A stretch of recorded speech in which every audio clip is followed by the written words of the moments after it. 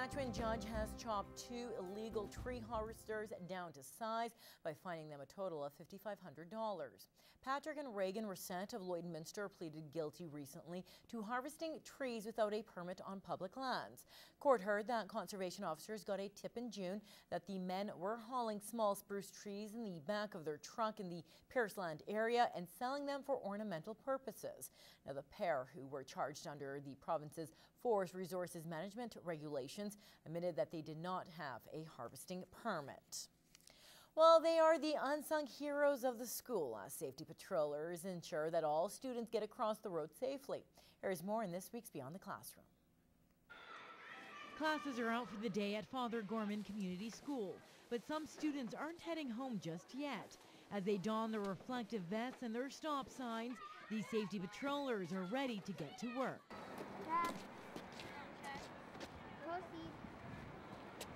Father Gorman has 24 grade 6 and 7 students enrolled in their program. I wanted to help families and students. Sometimes some people get run over by cars or have accidents, and to protect the families.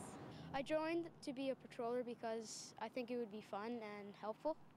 Safety patrollers are on the job before and after school for about 20 minutes, ensuring the safety of those on foot. It teaches them responsibility and it gives them a good leadership role within our school, as well as it also helps to teach our younger students how to be safe when they're crossing the street, so that if there isn't patrollers there, they would know what to do. As for the pros and cons of the job, my favorite part is helping students get across the crosswalk, and the worst part is probably that it takes the 10 minutes it does. Probably the weather, hey? Yep. Well, it's time once again to highlight 2 special animals up for adoption at the SPCA. Keegan is a 3-year-old female German Shepherd Cross, and Slippers is a 3-month-old domestic long-haired cat. Jackie Tyson has more in this week's Pet Project.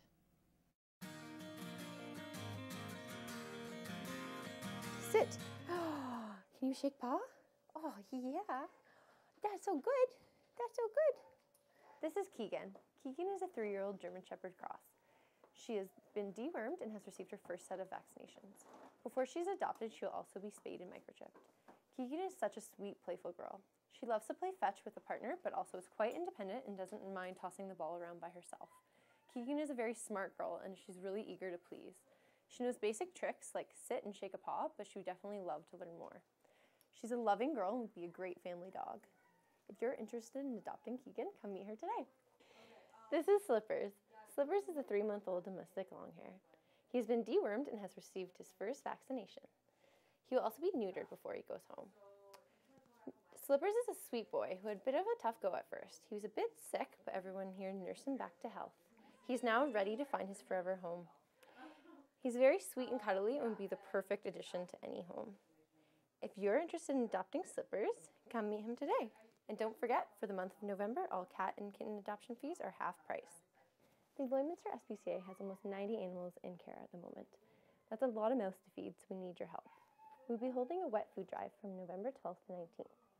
You can drop cans off at the shelter or at our booth at the Lloydminster Christmas Expo from November 14th to 16th. Thanks for the support.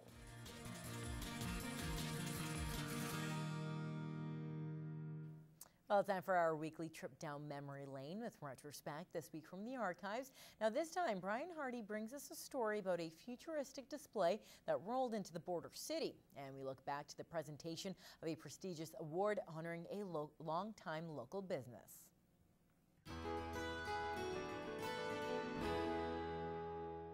This week in 1991, a local business reaches a milestone. The R.J. Noyes dealership opened its doors on November 12, 1941, and has changed locations some 3 times through the years. Bob Noyes Sr. founded the company and still works a couple hours each day. Well, there's been a tremendous increase in the volumes of cars and trucks, and more modern, of course, they are now. I think that the vehicles last much longer than they used to. The car was 50,000 miles was just about done, but now they get 300,000 or 400,000 miles and still growing.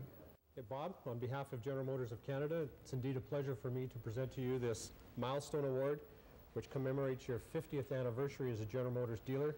It was November 12th, 1941 that you first started, and I don't know if you had plans on being a dealer for 50 years or not, but you've sure had some success. Michael Higgins, News Hour. It's November 1989, and we get a glimpse into the future. The two big trailers had over 450 people through them on Wednesday alone. We have kids coming back after school and sometimes coming back 2-3 days in a row to see some of the things. The caravan is full of bright models, audio and video presentations, and examples that kids can relate to everyday life. The futuristic aspects of fiber optic communication is very interesting to them, and there's some good video shows as well. I'm not sure what it's called, but it's a ball that some lines touch your fingertips. It's real neat. The Future Corporation Caravan is located in the Lloyd Mall parking lot. If you haven't had a chance to see it yet, you can still come down. It's open until 9 o'clock Thursday evening. Krista Polsky, Broadcast Center News. Join us next time when the classroom gets a whole lot smarter on Retrospect, this week from the archives.